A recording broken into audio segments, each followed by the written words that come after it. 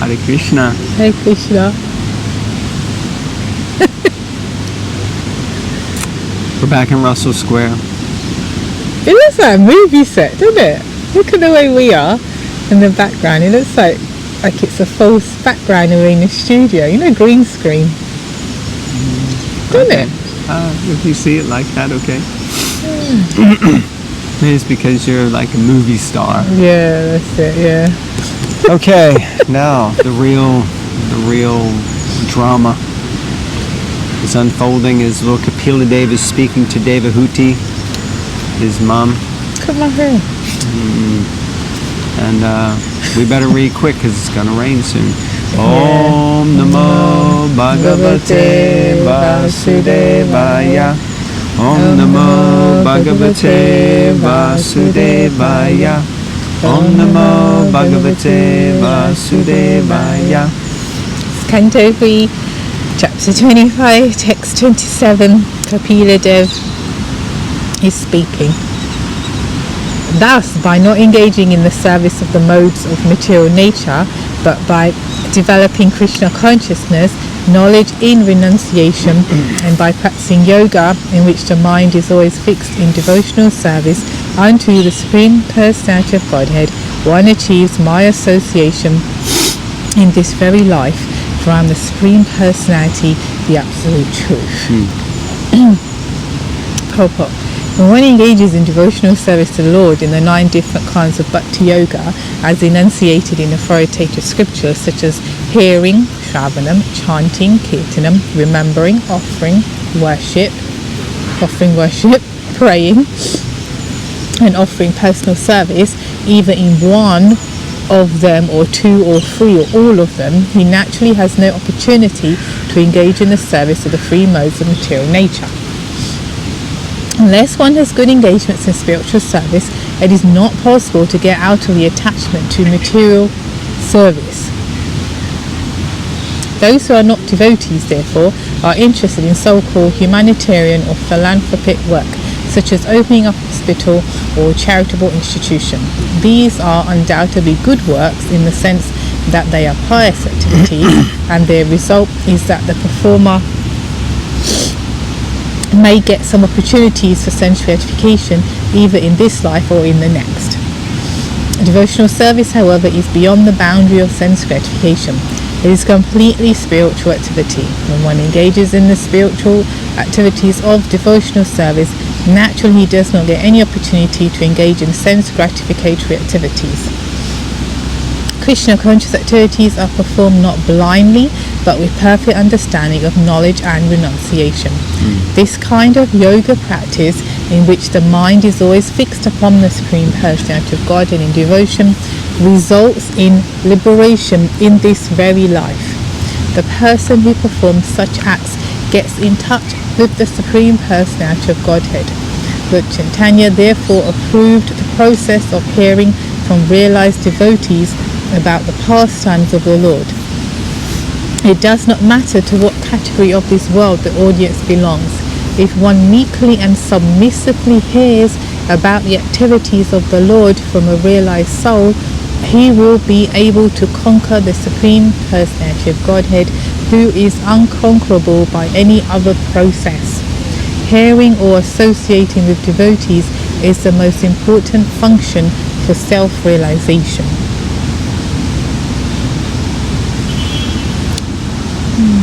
Nice point. Unless one has good engagements in spiritual service, it is not possible to get out of the attachment to material service.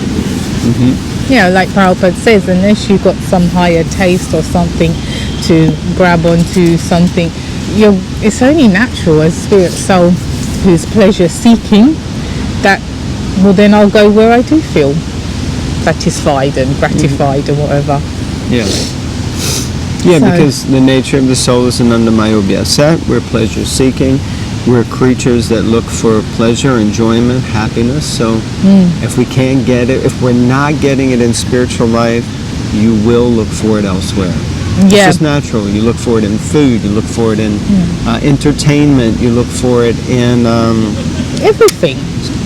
Sensual engagement. Just hearing, just I mean, we come Whatever out you now do, to the like- park because we want a positive sensual experience.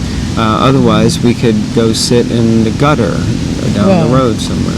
Yeah, I know, but that's the point. No, you wouldn't sit in the gutter because it's not sensually pleasing, you know, sit next to the toilet. But that's Is it? where, what's his name? Gorkishore Das Babaji used to sit and chant his rounds next to the Oh, latrine, I think is the way it's described. Yeah. The latrine. And then that Because too, an remember, Indian one. That in too. village Bengal then, even 50, 60 years ago here, no, maybe more now, 70, 80 years ago, 100 years ago, there weren't even toilets in the houses. You had to Yeah, go out man. to the outhouse. Yeah. So the latrine is where everybody in the people village would go and, Yeah, and also it was an Sit Indian there. toilet, so that's even worse. well, I don't think it was like Indian toilets. It was No, a hole in the wall. Yeah, that's what I ground, mean. like- Yeah, Indian to me. Why are we it's not- talking about this? The point. I know, see, because that's where we're going. So that shows where we are. That shows Well, where shows we where don't you- want to go. I was just saying that Gorkishore Das Babaji, Yeah, we don't want to go to he the used to toilet. chant Not his right rounds now. there because he knew no one would come and bother him. Right, that's the point. That's the point. Because people don't want to go there, and when they do go there, they do their business and they get out. Yes, yes. Not like modern people go to the toilet and read novels. Yeah, or put verses up that they're going to learn. Hare Krishna Kanaya. So loud, the whole park just started looking. Okay. I was going to say something, but now you off-put me. 28. Yeah, this last part, that if one meekly and submissively hears about the activities of the Lord from realized soul, he will conquer the Supreme Personality of Godhead. We don't often hear about that, but this is the highest level, on the level of prema. There's one of the attributes or qualities of prema bhakti is Sri Krishna Akarshini, which means that the Lord becomes submissive or becomes the servant of one who possesses prema. So therefore the Lord is conquered. Otherwise, the Lord is known as Ajita, which means he's not conquered by anyone. But he becomes conquered by the devotee. And then Prabhupada's last sentence, hearing or associating with devotees is the most important function for self-realization. So we were just recently speaking about this point that chanting is most important of all the 64 items given by Rupa Goswami in Nectar of Devotion. Chanting is the most important. But hearing, chanting, and association are the top three. And it's interesting because you only really get to know about chanting from hearing, and that comes in the association of devotees. Plus, when you're chanting, you're also simultaneously, you should be hearing, and the best form of chanting is Sankirtan, which means all together, which means in association. So these three things are there, although chanting is not mentioned. But what are you hearing? You have to be hearing someone chanting the glories of the Lord in one shape, like right now. Anyway, ramble, we'll stop. Ooh, the wind is picking up. You can see stuff blowing behind us. It's not rain yet, but it's those things that come That's off the gonna trees mess that me go up. up your nose and Yeah, so cause let's us read the pain. next verse, please. Yes, ma'am. Text 28. On hearing this statement of the Lord, Devahuti inquired, what kind of devotional service is worth developing and practicing to help me easily and immediately attain the service of your lotus feet? Purport. It is stated in Bhagavad Gita that no one is barred from rendering service to the Lord, whether one is a woman or a laborer or a merchant. If he engages himself in the devotional service of the Lord, he is promoted to the highest perfectional state and goes back home, back to Godhead. The devotional service most suitable for different types of devotees is determined and fixed by the mercy of the spiritual master. Mercy of the spiritual master. So on that point, I'm going to do a little plug on the Bhakti portal. teachable website. We just launched the IDC course, the ISKCON Disciple course, which is all about understanding the relationship between the disciple and the guru. So if you want to take it just to learn, you can. If you want to take it as part of the process for moving towards initiation, then you can do it like that on the Bhakti portal. I will put the link in the description box. Right there, maybe? No, in the description box, because if you put it on the screen, they can't click on it. Yeah, but I always wanted to do that. We've never. Oh, right there. Yeah, right. Can you make it do like this, like move it around? Yeah, whatever. Sorry. Bhagavatam, but spiritual master. Right, text 29. The mystic yoga system, as you have... I like this verse. The Sanskrit is yo go Bhagavad Bano. Right. Yo go Bhagavad Bano. It feels like a hurricane here, you know. Look at my hair, jeepers. Sorting out, right? The mystic yoga system, as you have explained, aims at the Supreme Personality of Godhead and is meant for completely ending material existence. Please let me know the nature of that yoga system. How many ways are there by which one can understand in truth that sublime yoga? Purport. There are different kinds of mystic yoga systems aiming for different phases of the absolute truth. The Jnana yoga system aims at the impersonal Brahman effulgence, and the Hatha yoga system aims at the localized personal aspect, the Paramatma feature of the absolute truth, whereas Bhakti yoga or devotional service, which is executed in 9 different ways, headed by hearing and chanting, aims at complete realization of the Supreme Lord. There are different methods of self-realization, but here Devahuti especially refers to the Bhakti yoga system, which has already been primarily explained by the Lord. The different parts of the Bhakti yoga system are hearing, chanting, remembering, offering prayers, worshipping the Lord in the temple, accepting service to Him, carrying out His orders, making friendship with Him, and ultimately surrendering everything to the service of the Lord. The word nirvanatam, natmam, is very significant in this verse. Unless one accepts the process of devotional service, one cannot end the continuation of material existence. As far as Jnanis are concerned, they are interested in Jnana yoga. But even if one elevates oneself after a great performance of austerity to the Brahman effulgence, there is a chance of falling down again to the material world. Therefore, Jnana yoga does not actually end material existence. Similarly, regarding the Hatha yoga system, which aims at the localized aspect of the Lord, Paramatma, it has been experienced that many yogis, such as Vishwamitra, fall down. But Bhakti yogis, once approaching the Supreme Personality of Godhead, never come back to this material world, as it is confirmed in the Bhagavad Gita. Yad gatva na nivartante. Upon going, one never comes back. Tyaktava dehan puna janma naiti. After giving up this body, he never comes back again to accept a material body. Nirvana does not finish the existence of the soul.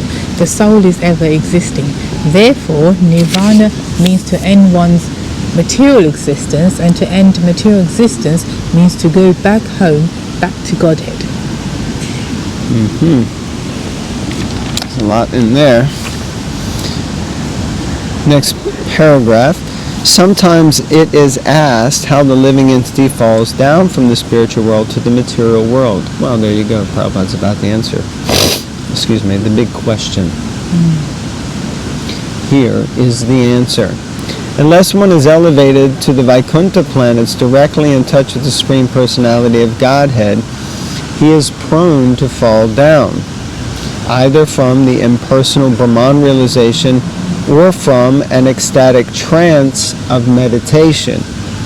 Another word in this verse, Bhagavad Banaha, is very significant. Banaha means arrow. The Bhakti Yoga system is just like an arrow aiming to the Supreme Personality of Godhead. The Bhakti Yoga system never urges one towards the impersonal Brahman effulgence or to the point of Paramatma realization.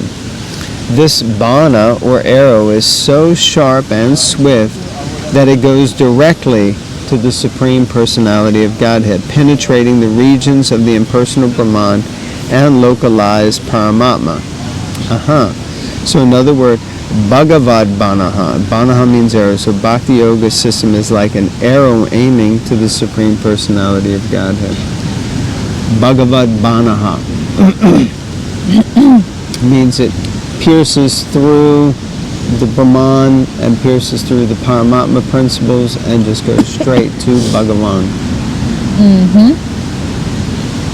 But okay, so what about the fact that Prabhupada is saying, unless you're elevated to the Vaikuntha planets, so Krishna Loka, whatever, if you're in Brahman realization, the Brahman effulgence, then you're going to fall down. That's what he's saying. So what does that mean? We were all just in the Brahman. No. Right. So can you clear up this mystery? Okay. So the principle is that, at least what I'm understanding Prabhupada is referring to, is that if you only achieve impersonal liberation into the Brahman effulgence, then you fall down. And there's a verse from the 10th canto, I believe. Prabhupada often quotes it. I can't remember the Sanskrit, but which mentions that although one may attain the kind of Brahman effulgence or liberation, impersonal liberation, but because one yearns for personal interaction and dealings, then that yearning causes one to fall down from that. And so that's what, it's interesting Prabhupada says here also, or one may fall down from an ecstatic trance of meditation. So an ecstatic trance means you're like so absorbed in a deep meditation that you're like out there, you're with, maybe not with Krishna, but some sort of ecstatic trance of meditation. Now, that's, Prabhupada seems to be referring to, that is not exactly the spiritual world. But Prabhupada says, but if you go back to Vaikuntha, it's, you're not as prone to fall down, that's his words. But the living entity always remains marginal, which means that we can.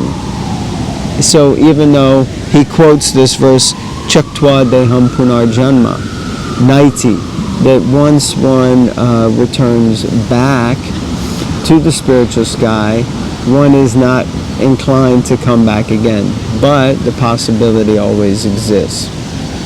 Did that answer your question? Or did I talk enough to confuse you about what the question was? I think it's an ongoing mystery. I don't think so, but maybe you say so. Okay. All right. That's 30. Yep, 30 is good. Let's read 30. My dear son Kapila, after all, I am a woman. It is very difficult for me to understand the absolute truth because my intelligence is not very great. I don't know if she's representing all women. What'd you say? I don't know if she's representing all women. Come on, Devahuti. I mean, let's just... Team ladies. Devahuti gave birth to God, an incarnation of God. So let's look at...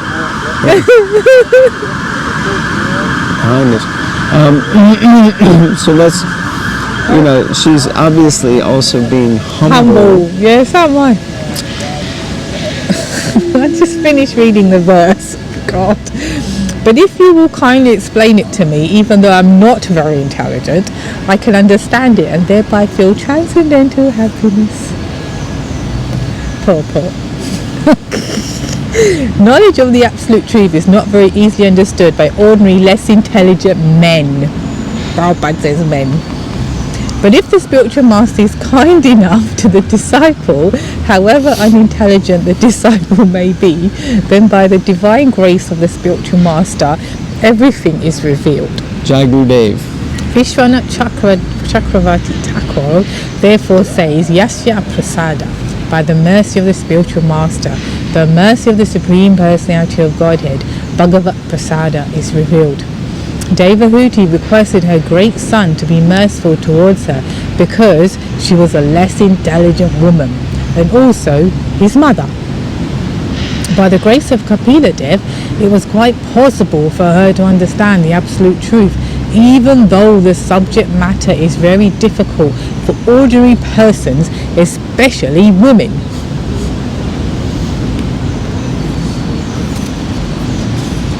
Interesting topic for discussion. Any reflections, comments, thoughts? Oh yeah, Prabhupada understand. That refers to ordinary women, but if you're on the Bhakti transcendental path, you are even more advanced and intelligent than an ordinary man. Yes. That's all I've got to say. A star, Mike. Yes. And there are other places, Srila Prabhupada mentions that naturally women are more inclined to devotional service. And the closest thing that we have in this world to selfless love is the love that a mother has for the child. So these two things contribute to a qualification of any lady towards devotional service. The challenge is that sometimes the principles or topic matters of the knowledge behind it may not be so easily graspable. But that's for everyone, actually. Yes, indeed. But especially women. That's proper. Okay. All right. So with that, we're going to conclude. And we'd like to thank you very much. And please like, comment, and subscribe. And also, don't forget, we have other channels. We have Bhakti Vision channel, if you don't know about it, and the Bhakti Portal channel, which we're going to start doing more stuff on the Bhakti Portal also. YouTube channel. And we're trying to get the Bhakti Vision up to 1,000 subscribers. So if you haven't subscribed to Bhakti Vision, then please subscribe and share it with others and help us reach our goal of 1,008. I'll put all the links in the description box. No, in the description box. Down there in the box. All right. See you later, everyone. Thank you for tuning in. Please read Srimad Bhagavatam. It is so blissful. Hare Krishna. Hare Krishna.